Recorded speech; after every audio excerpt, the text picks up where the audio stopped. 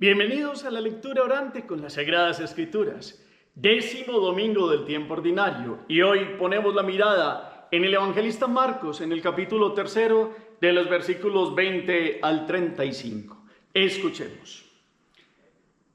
Vuelve a casa, se aglomera otra vez la muchedumbre, de modo que no podían comer. Se enteraron sus parientes y fueron a hacerse cargo de él, pues decían, está fuera de sí.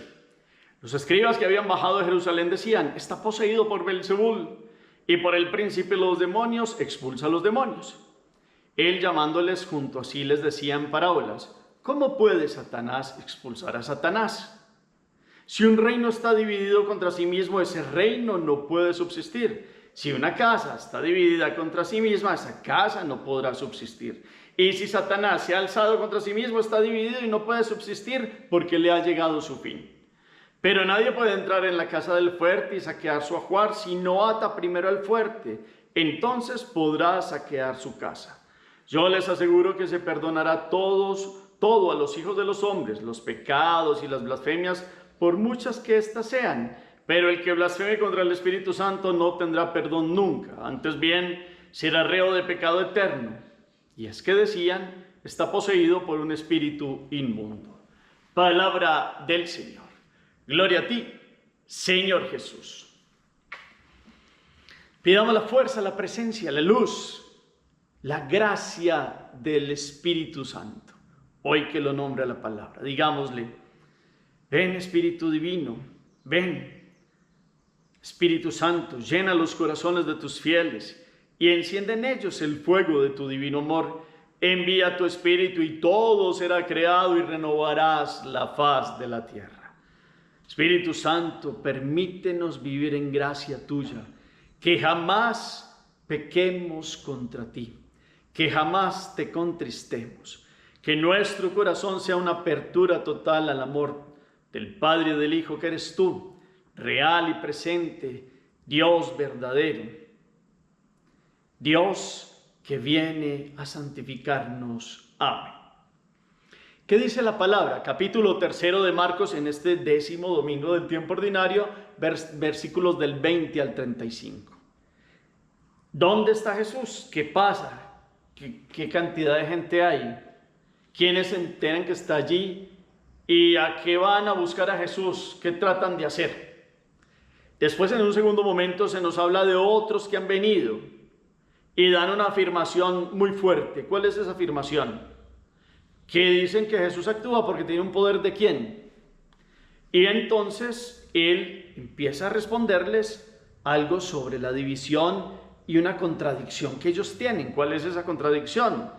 Y después habla del fuerte, ¿a qué se refieren?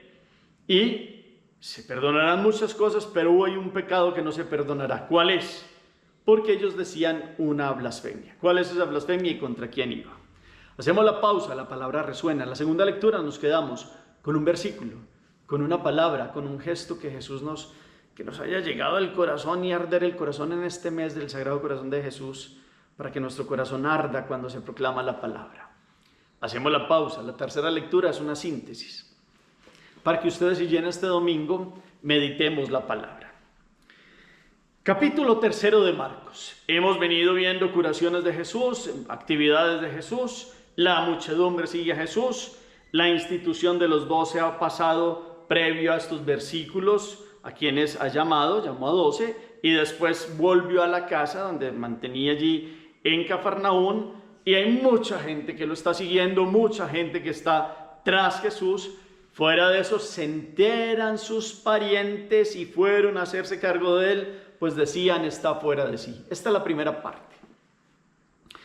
En otros momentos, cuando he llegado a esta parte del Evangelio, les he explicado que Jesús tenía primos hermanos y parientes como tal, que venían de la unión de Alfeo, casado con María de Alfeo. Ellos tenían 4 hijos.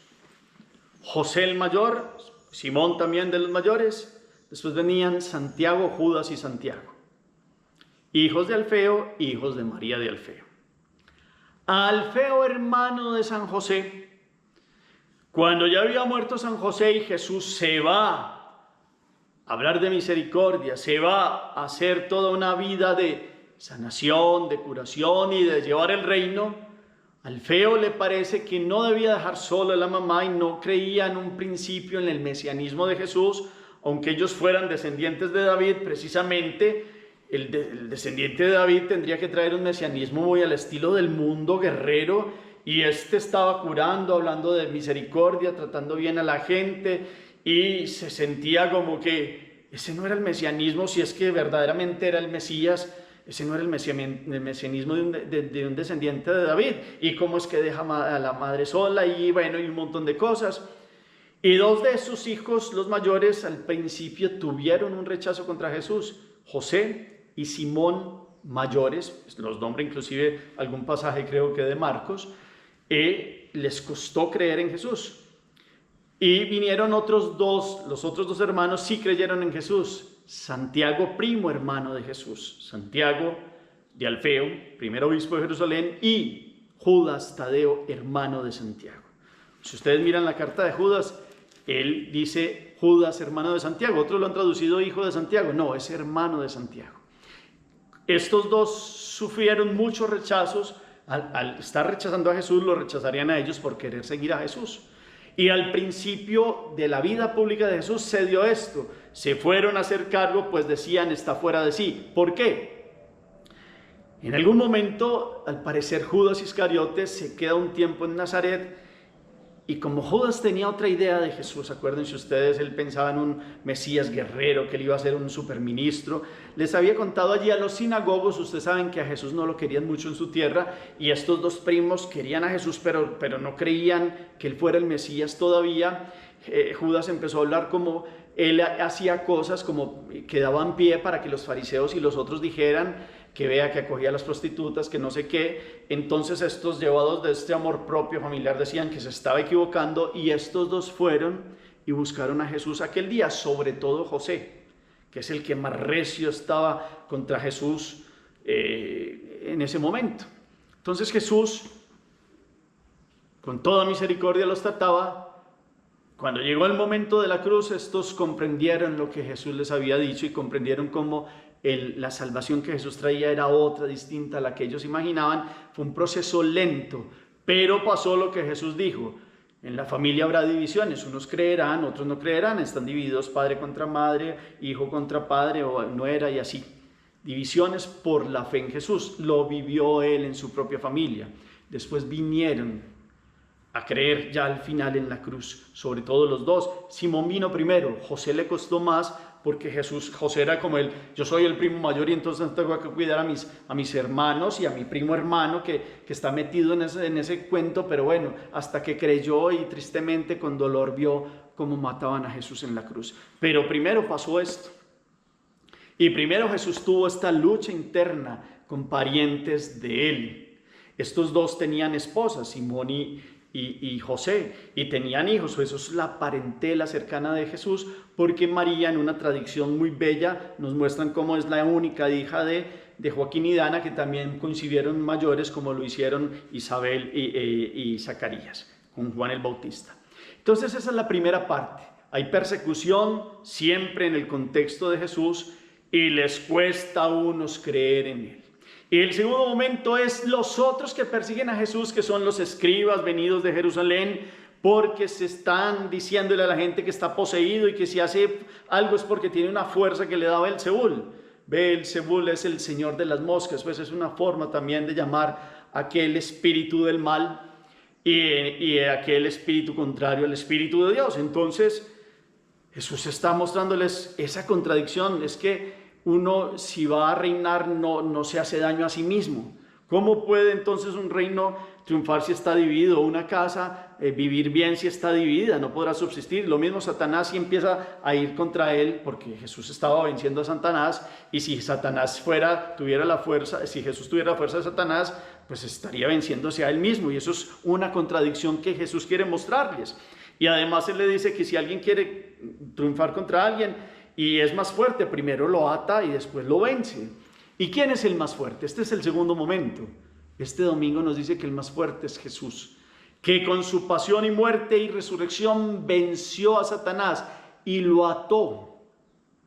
y está encadenado y está vencido para aquel que quiere creer en Jesús. Si uno creyendo en Jesús después se aparta de Dios, le suelta la cadena al mal y lo deja acercar, como cuando uno se acerca a un perro encadenado. Ese perro podrá hacerle daño si uno se acerca a él. Ese perro está vencido en el buen sentido de está amarrado y está dominado.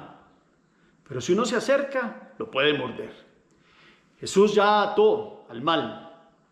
Está en nosotros que no nos acerquemos al mal. Si nos acercamos al bien, podemos resistir al mal con la fuerza del bien. Porque sigue insistiendo, sigue instigando, porque el enemigo quiere seguir dividiendo, pero está vencido. Está en nosotros que con el más fuerte, Jesucristo, hoy venzamos a aquel que ha sido derrotado. Entonces, Jesús deja claro aquí, se les podrá perdonar inclusive si hablan mal de Jesús, pero que el que blasfeme contra el Espíritu Santo no será perdonado. Porque aquí Marcos lo relaciona porque decían que está poseído por un espíritu inmundo. O sea, no querían creer.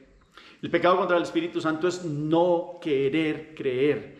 Después de todo, no aceptar a Dios y Dios tocando el corazón y Dios diciendo estoy a la puerta y llamo y Dios diciendo vaya, le perdono. Y el que no quiere creer, no quiere conocer, no quiere acercarse a Dios, no quiere dejarse perdonar. Así de sencillo. Entonces sopesemos hoy. Jesús tuvo contradicción en la familia y tuvo ese contexto de persecución en un primer grado. El otro grado es los otros que decían blasfemias, que decían que actuaba con el poder del mal. Jesús les demostró que estaban en una contradicción. Y entonces hoy ustedes y yo tengamos cuidado porque todo se puede perdonar, pero si no queremos aceptar a Dios, el que no quiere, no quiere. Entonces hoy la gran pregunta es, ¿queremos dejarnos bendecir de Dios y vivir en Él? Él es el más fuerte y con Él vencemos. Pero si nos vamos contra el amor, porque el Espíritu es el amor, pues nos autoexcluimos. Y nos autoexcluimos para no dejarnos perdonar. Hagamos oración. Bendito sea, Señor, hoy por esta fuerza del Espíritu del amor que nos has dado. Te pedimos perdón, Señor, y misericordia por todos nuestros pecados, por todas las blasfemias, aún por sacrilegios. Danos la fuerza de vivir en el amor y aceptarte a ti. Nunca queremos contristarte más, Espíritu Santo, ni nunca pecar contra ti jamás. Permítanos esta gracia de ser valientes como tú lo has sido ante las persecuciones de tu propia familia y ante las persecuciones de los demás y las blasfemias. El mundo de hoy te persigue de muchas formas. Permítanos que nuestra vida sea una forma de vivir en ti, contigo, con tu fuerza y con tu gracia, y nunca jamás separarnos de tu amor. Amén. ¿Qué acción o propósito queda en el corazón? Cada uno analice allí con esta palabra. Gracias por el eco que colocan al final del chat. El Señor esté con ustedes y la bendición de Dios Todopoderoso, Padre, Hijo y Espíritu Santo descienda sobre ustedes y los acompañe siempre. Podemos seguir en paz. Demos gracias a Dios. Feliz día y feliz semana para todos.